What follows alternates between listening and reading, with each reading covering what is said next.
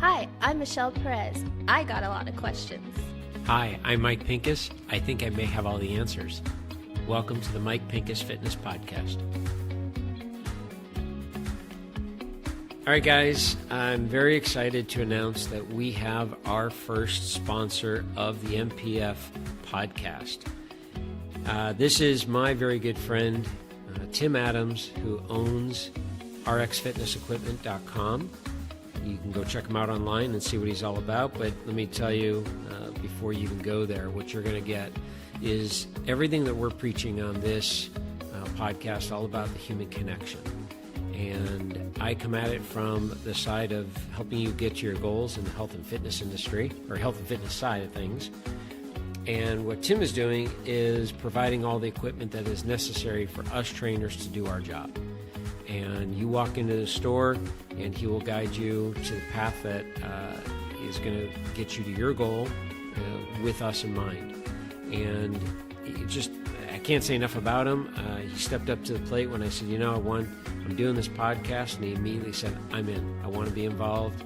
We've supported each other since 1992, and we've really helped each other out a lot. So do yourself a favor, check out rxfitnessequipment.com and tell him Mike sent you.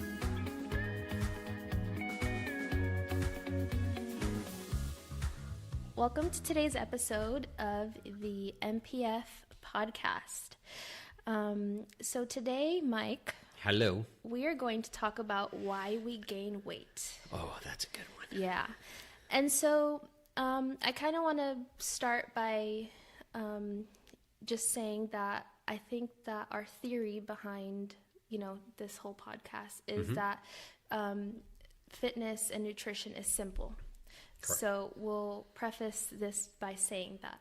But I think that in order for us to understand certain decisions that we make, it's important to touch on the topics that we're going to talk about today.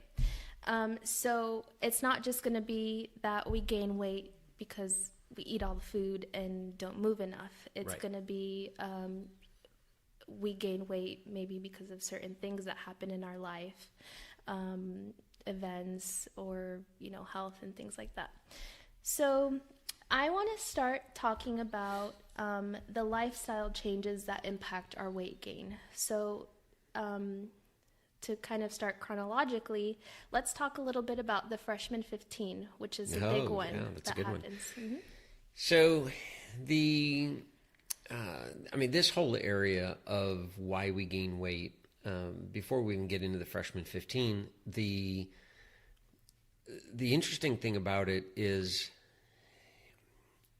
there's and we're going to, that's what this whole podcast is all about, is we're going to go into greater detail of how we got to where we are, right. How we're trying to get to where we're going. Mm-hmm. The problem I have, and that's the big push of the podcast, is that my industry, the fitness, the health, the nutrition, the wellness, and I consider everything in my industry, I think we have confused people on so many levels, from so many books, social media. Yeah.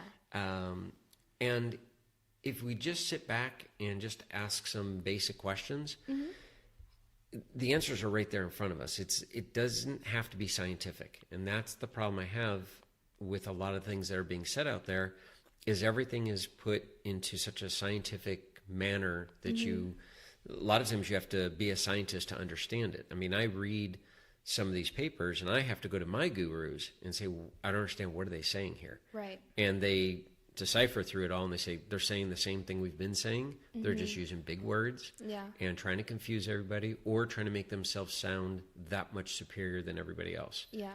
And it really comes down to movement and eating food. Those are really the two things. So your question about, let's start with freshman 15. So in all the years of training clients, I've had the honor to not only train the parents, but I've ultimately trained a lot of the kids because I've been doing it long enough. And I will tell you, it's very strange when you're training a mom and dad and you start with them 6 weeks after they had their baby.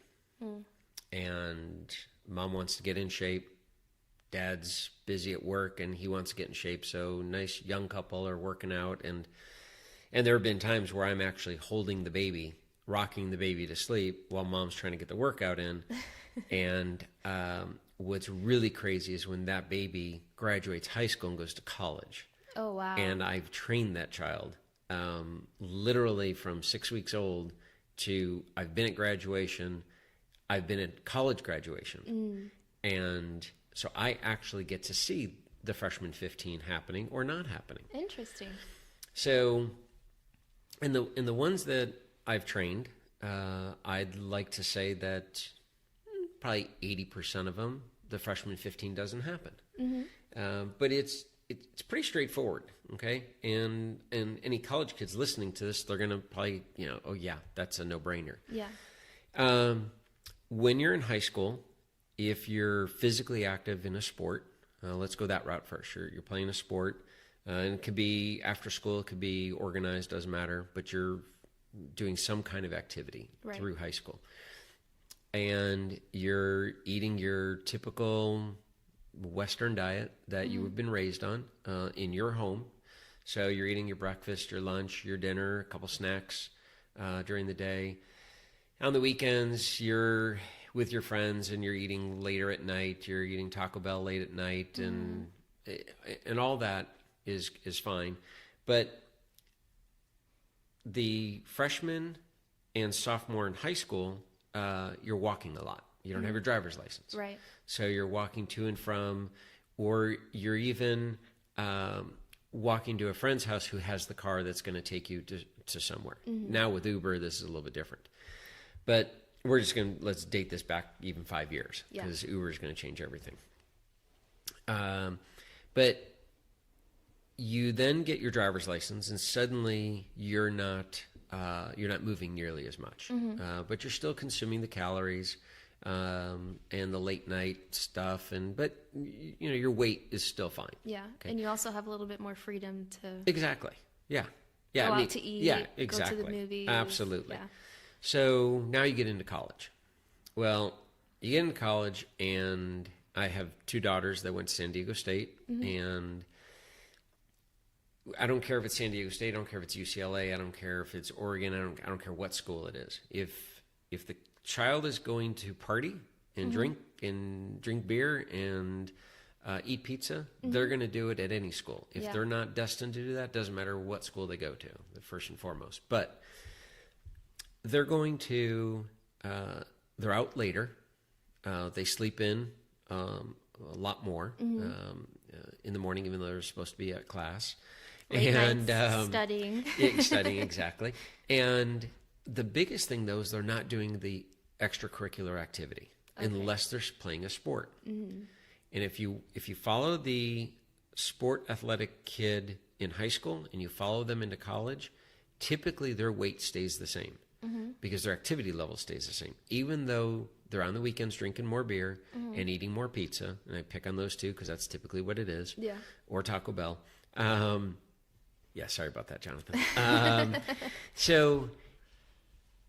But if they're not playing the sport, and let's say they were playing a sport in high school, but they're not playing a sport in college, that's a double whammy. Okay, now they're not moving nearly as much.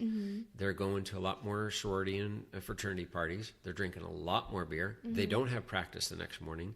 They don't have a coach to answer to. So now we're going a little bit more into it. So really what comes down to is the freshman 15, and I've heard some people even call the freshman 25. Yeah. I mean, it can vary. Yeah, there's no question. It's really about how much more you're eating and how less you're moving. Okay. And so that's really the funny thing is that everyone knows about this freshman 15. All adults know about it. Yeah.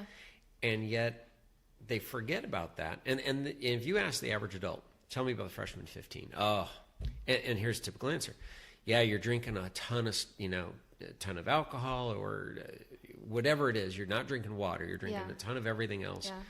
and or even eating late night snacking while you're studying. Exactly. Yeah. Maybe you have to keep yourself up awake, drinking coffee with Absolutely. lots of sugar. Yeah, or like exactly. Because how many calories. college students are drinking black coffee? Yeah. They're not. No. You know, and then when you have Starbucks and Coffee Bean on Fancy campuses, lattes. exactly. Yeah. No one's going in for black coffee. It's, Right. you know, double frappuccino with a half twist and all that stuff. So parents know about that freshman 15, and they can explain it to me. So then I look at them and say, okay, so you're saying is your kid is eating more and not moving as much, and that's why they gain the weight. Yeah. And then if I turn it to them, well, I'm different. I need to cut certain food groups. It's like, but wait a minute. That's not, you didn't say anything about the food group that your kid was eating. Yeah. You just blamed as a whole food. Right. You said pizza, Taco Bell, and it's fast food. Yeah. Yeah. Okay. But you didn't say, oh, my kid is eating so many more grams of carbohydrates. Right. That's not what you said at all. Yeah. Okay. So go ahead. So then let's move on to, other lifestyle changes. And I think we can kind of lump these two together because they're kind of, sometimes they happen at the same time or sometimes, but let's talk about marriage and parenthood. Now, I'm not a parent yet, but I am married, and I definitely did experience that, probably marriage 10. Absolutely. Because, I married, my husband is very active. He puts in lots of miles cycling, and he eats a lot of carbs. And so obviously I'm not going to make, two different dinners. Right. I'm not going to make him delicious pasta and then only eat like a bowl of salad. Right. Just to give you a little bit Exactly. of a background there. So that's kind of my story, but can you explain a little bit about what happens in marriage and parenthood? Absolutely. So first, well, hopefully first we're going to go marriage, but sometimes it's parenthood first. But with marriage, so it's exactly that scenario you just described for yourself, for you and Jonathan, is you're bringing two different worlds together and two different eating styles together. Right. And it's kind of bizarre if you think about that, where you were raised eating a certain way, Jonathan was raised eating a certain way. Now suddenly you guys get married and live together, and somehow one of the ways is going to win. Yeah. And rarely is it truly a 50-50 combination. And that, that works, and that's fine.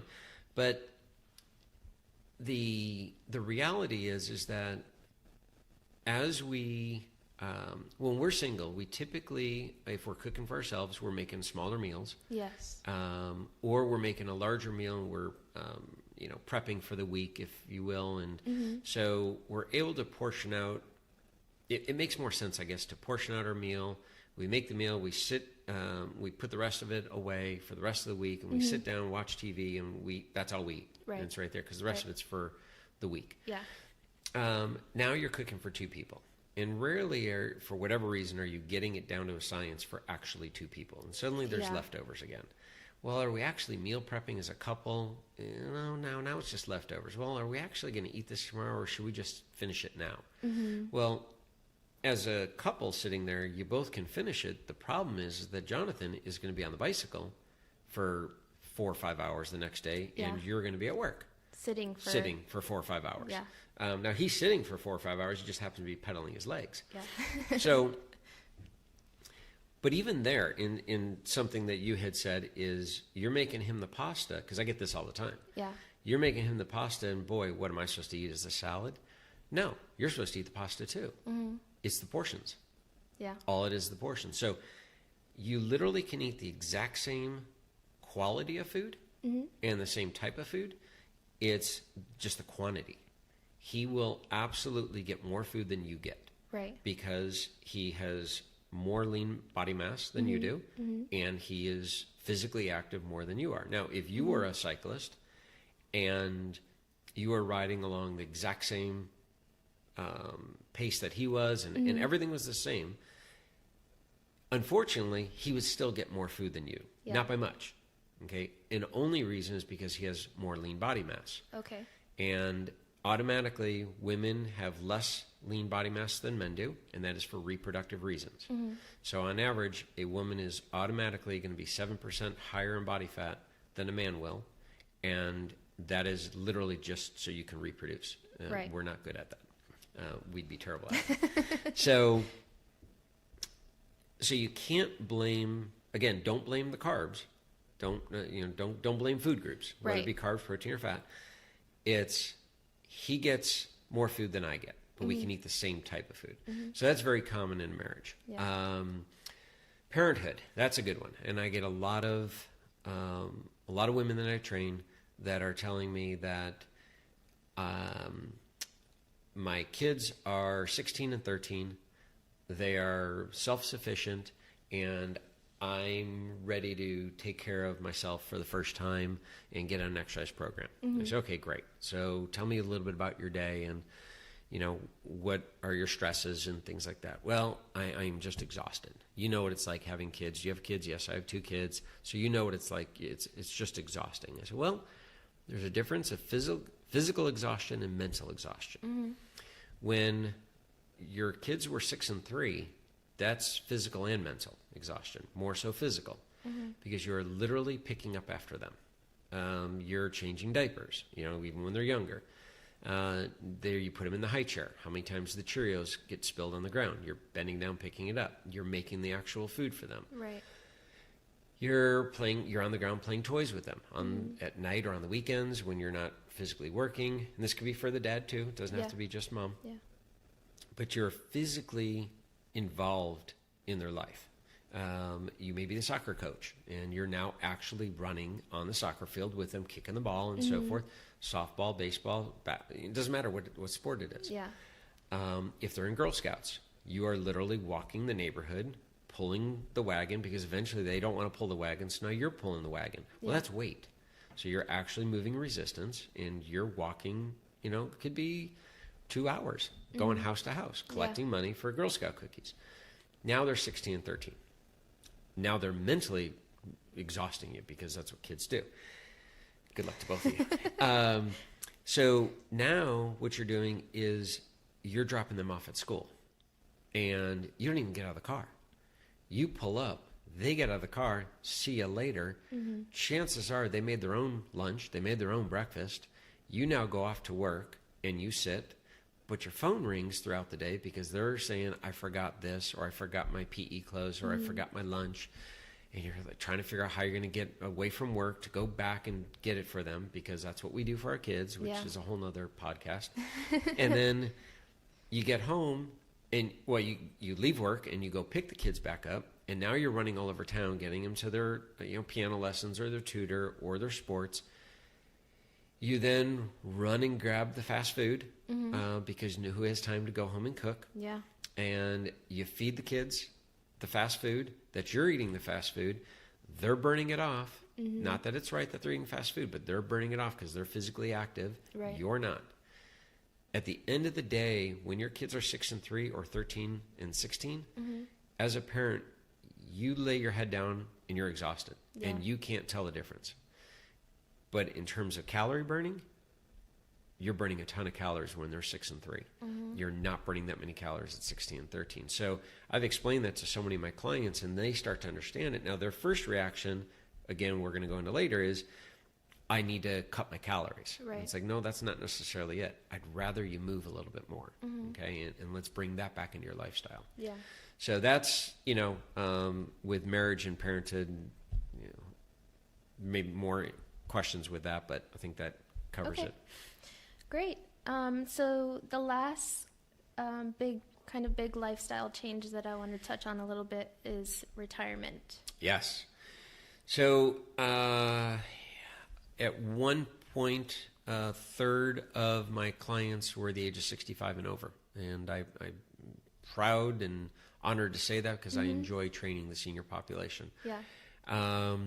And with that, I literally got to witness what happens with retirement and what happens to our minds, to our bodies, our just our whole personality and how it changes and so forth. Yeah. It's a really big lifestyle change. It's huge. Yeah. It really is huge. And when you actually look at what retirement was all about, so I had this discussion, and I don't know if we talked about it in an earlier podcast, but I had this discussion with a client of mine who was being forced into retirement at the age of 65 from his company that he grew, and he's the one that put into play that forced retirement at the age of 65 in upper management. He wasn't ready to go. And matter of fact, he did not retire. He retired from the main company, but he continued working to this day. I believe he's still working. And he's got to be close to 85. Oh, wow. And he was the one explaining to me, because I always said I want to retire at 55. He's like, why? I'm like, well, that's the goal. That's the crescendo. That's what we're all hoping for. He said, well, you got to remember, when that whole thing of retiring at 55, that was designed is that you're probably going to only live to 65, maybe 70. So the last 10 to 15 years of your life is going to look like the first 10 to 15 years of your life. We didn't work until we're around 15 years old. Right. And that's kind of where retirement came in, is like, work from 15 to 55, and then 55 to 70, enjoy the rest of your life, and then die. He looked at it a little different. He said, if you slow down in retirement from work, you're going to slow your mind down. Your body's going to start to follow. Yeah. So that is exactly what I see with my clients. Those that literally stop working and they don't have an activity. They don't have a hobby. They don't have something to stimulate the brain. And you can do all the crossword puzzles you want. You can play Sudoku. I love that game. Actually. Yeah, which is great, Yeah. and it's great for the mind. But if you don't physically have something to go and do and people to see and be around people, which is a very big part of the Blue Zones, little hint there, we're going to be heading towards that soon. I'm excited for that topic. That one's a good one. Because it's so important to maintain that lifestyle. And those that go down the retirement path, they get their gold watch, and they got their recliner, their lazy boy recliner that their kids bought them, and they just wake up, they have breakfast, they read the newspaper, they sit in their chair, they watch TV, they may go for a walk to get the mail, come in, check their bank records, great, everything's great, wait for your lunch, take a nap, have dinner later on, maybe see a friend, maybe see a movie, and watch the news and go to sleep.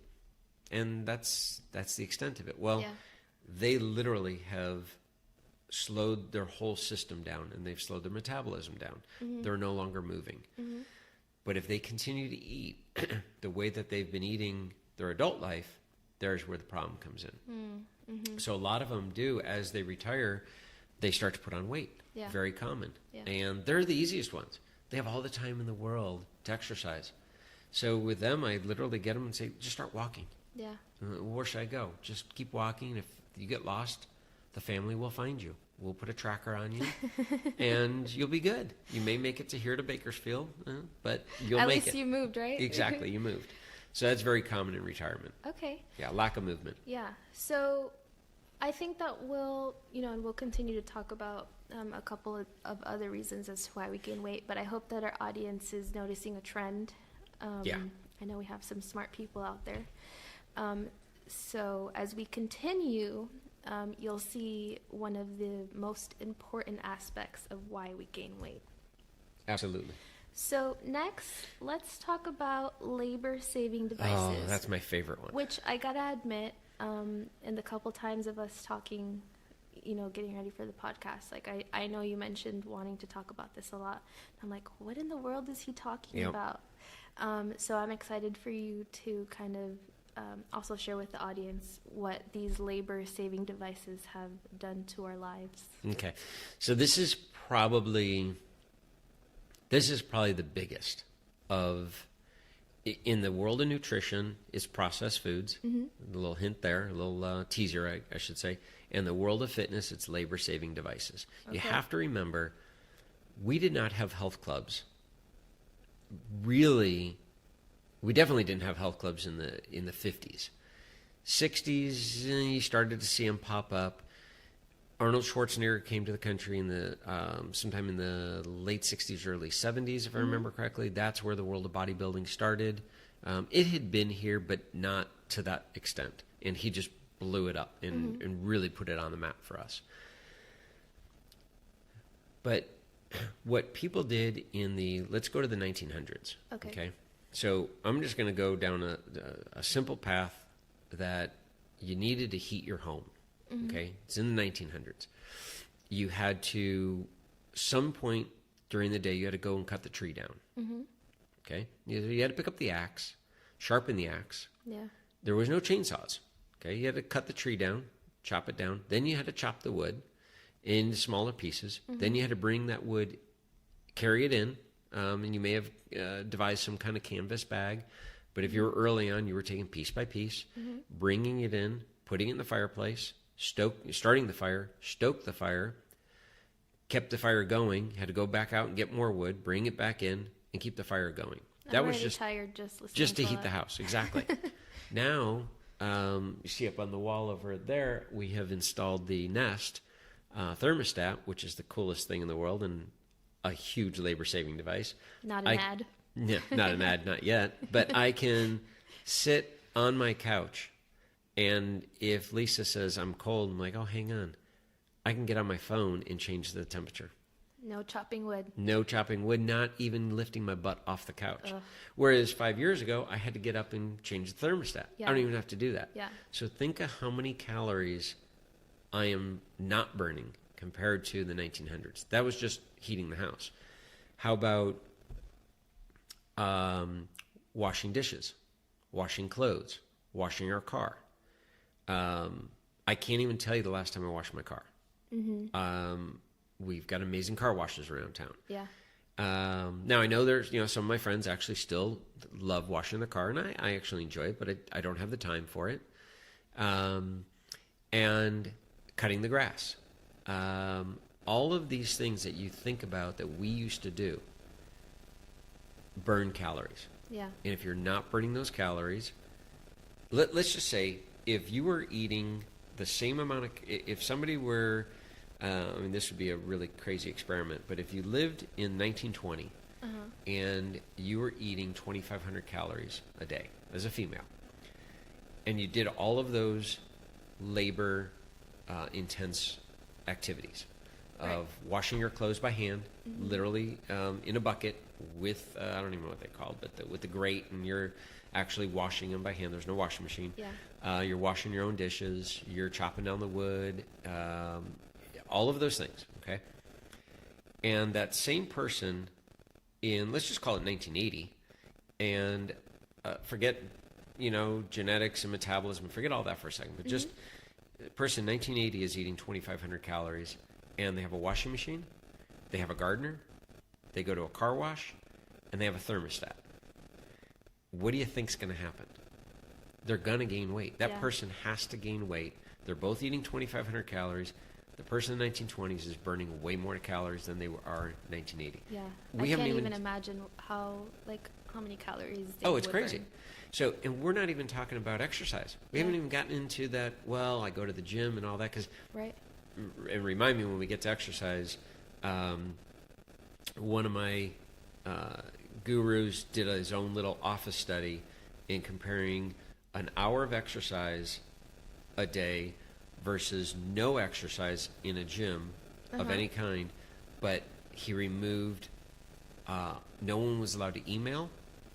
Everyone had to go and talk to everyone in the office if you had a question. Walk to their desk. And it's, we'll go in greater detail about that because it's fascinating to see the results of that one. That was really cool. It did for 6 weeks. Yeah. So you're not even looking at exercise. So again, that right there, you don't have to be a scientist to understand this. Yeah. It's movement. Yeah. And now in 1980, in 90, in 2000, now we're in 2019,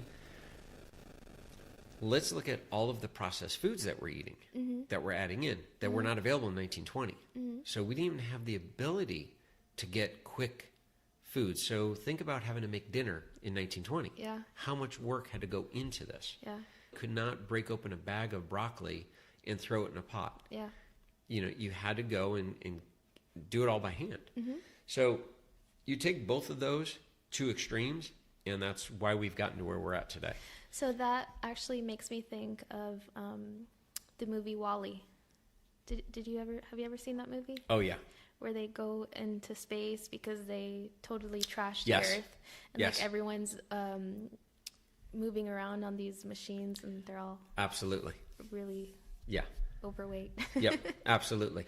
I hope we don't get to that point, Yeah. because the way we're looking in our day and age, it's more labor-saving devices. Oh, yeah. And, Wally's in the future, look back at all the kings. Almost every king was overweight. Yeah, And you look at the people that worked for them, the laborers are all thin. that's true. Again, you don't have to look and go, well, I wonder what they were eating. Yeah. They were probably eating a high-protein diet, Yeah. and they weren't eating their carbs, or they were eating a high-fat diet. No, people, it had nothing to do with that. Yeah, interesting. All right.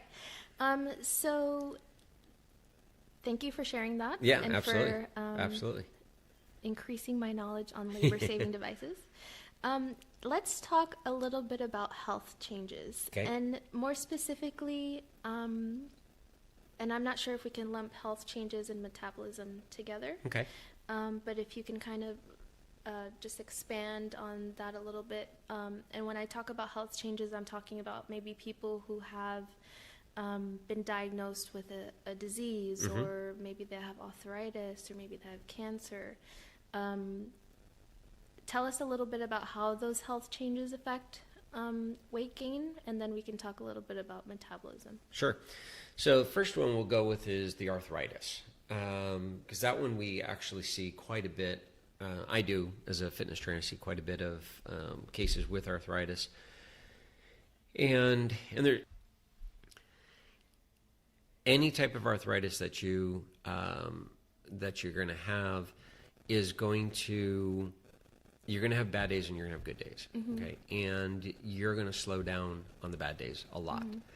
And if you actually go on to the arthritis.org website, they talk about movement, and they talk about taking advantage of the days that are good. Is don't overdo it, but make sure you get out and do something on those days, because it's extremely important.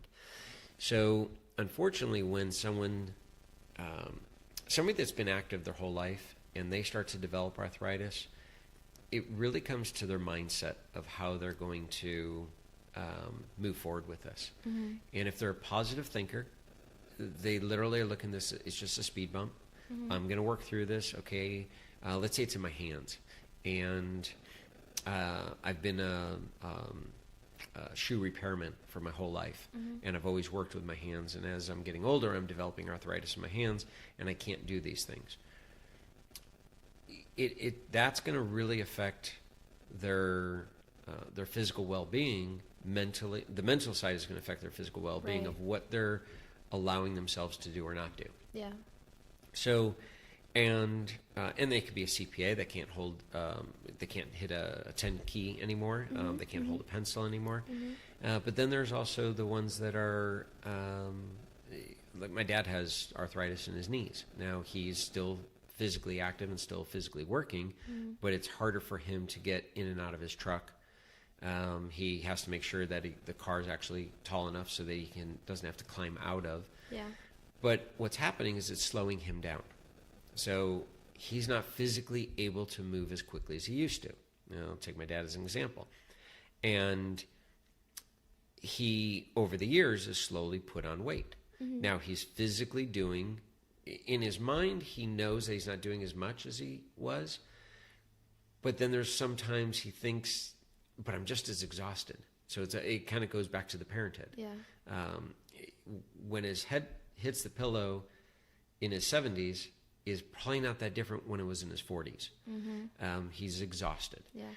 Well, the arthritis is also making him tired. Yeah.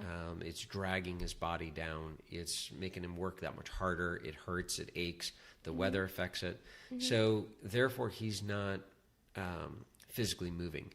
Therefore, the weight gain. So arthritis doesn't cause weight gain.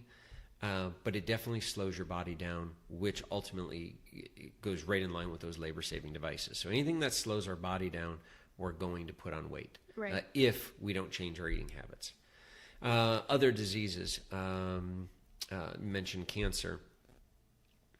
Now, cancer, and again, depending on the type of cancer, there's a huge difference of skin cancer, melanoma cancer versus breast cancer, prostate cancer, gallbladder, lung. I mean, it's crazy. So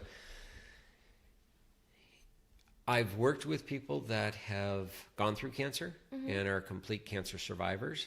And once they are completely clear or they're in remission, it's game on.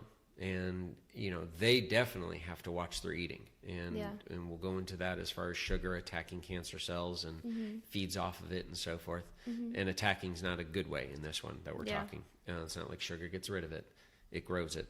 So, but you absolutely can maintain a healthy weight once you are on the other side of cancer, of your diagnosis. But going through it at the time, it absolutely, I mean, somebody gets chemo and radiation, typically I'm gonna guess 90, maybe 100% of the people are gonna lose weight because of what the treatment is doing to you. Right. And then there are other people that have not lost any weight, that have gone through all the treatments as well. So that is really going to affect, that'll be different for every person, but predominantly you're going to see weight loss, not in a good way by any means, going through that. But on the coming out of it is really going to come down to the mindset of the person working out or living and so forth, and what you're going to choose to do with your life. Yeah. And I think that what I'm about to say can probably be a whole nother podcast, but it's interesting that you bring up specifically with any type of health changes on how the mental can affect the physical. It's huge. Yeah. And so I think that that's something that we should definitely touch on later. Absolutely. Okay, so let's finish up with metabolism. Okay. Which I think is something that kind of everyone has in their mind when they think of weight gain. I gained weight, my metabolism is slowing down. Yep. So tell us a little bit about why that happens. Okay, so metabolism is, that's probably one of the topics in tonight that we're talking about is, from my gurus that I go to, that I try to learn from and ask all my questions, and everything that I've read and listened to, metabolism is not fully understood today by scientists on a scientific level. I totally agree. They don't have it. No one can explain it. No one has it. Here's the thing: they do know, and 60% of what makes up your metabolism is lean body mass. So that much they do know. The other 40%, what dictates what your metabolism is, I don't know if they know yet. And maybe as of 2019, somebody knows, and we'll eventually have a guest on here with way more knowledge than I have in this. But what I can tell you, not being a scientist, but being a trainer of 3 decades, when I get a client and they want to decrease body fat and increase, well, they don't even know they want to increase muscle. They want to decrease body fat.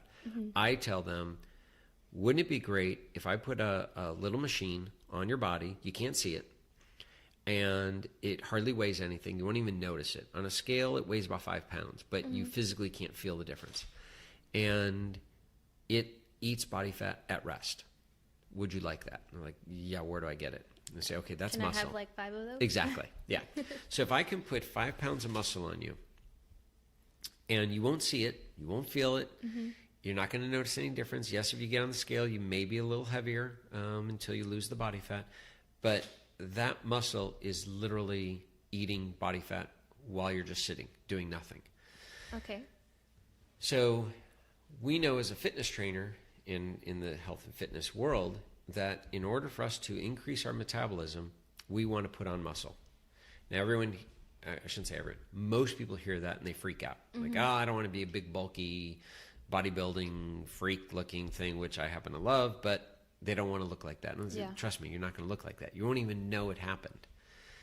It's a slow process. You're not going to put on 5 pounds overnight. It just doesn't happen. It's going to be a very slow process.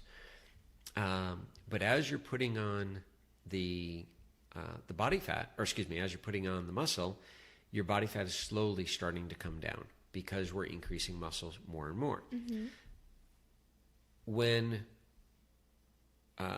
we hit, there's a 30-year period, and it's been documented before that when we hit the age of 25 to the age of 55, those 30 years, we lose a half a pound of muscle each year.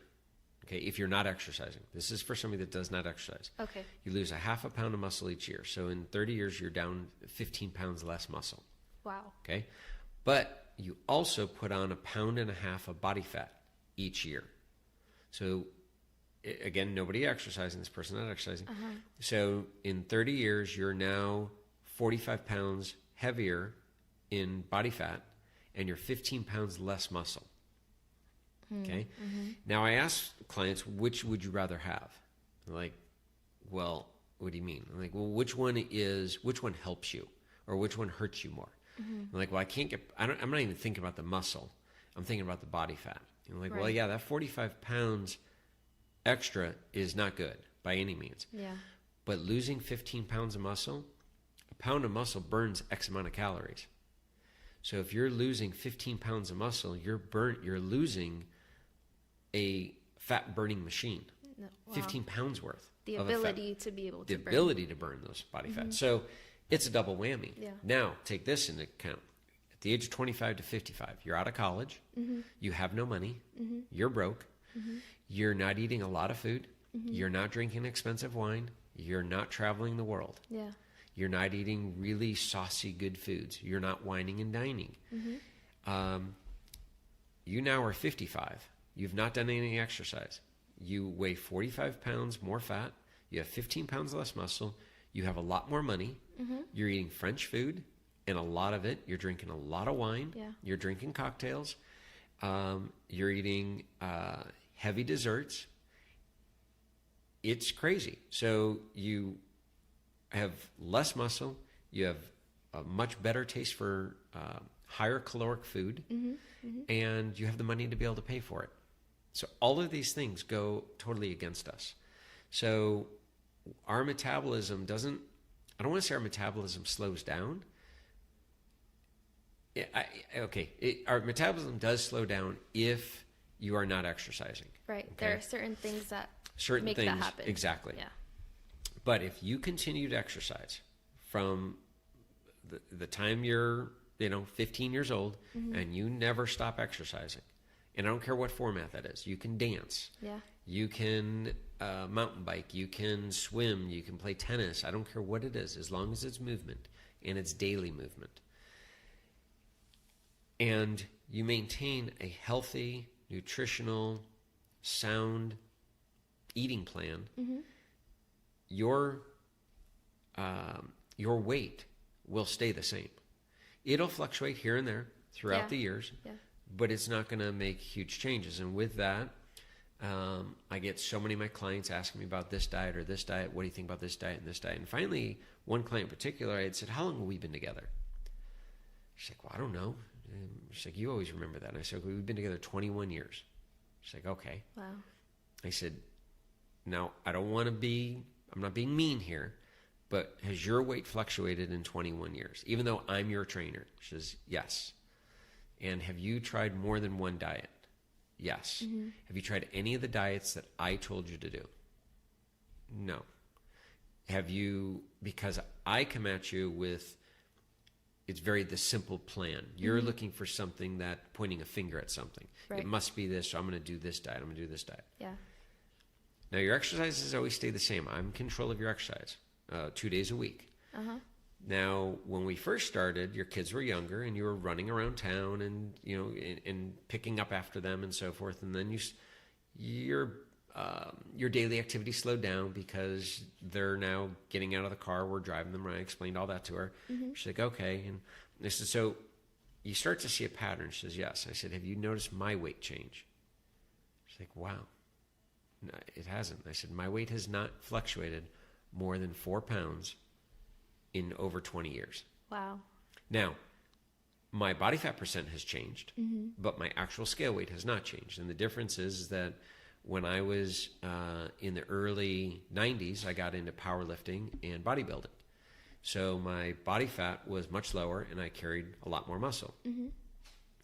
Around 2001, I got into cycling and come to find out that I'm actually a better endurance athlete than I'm at strength training.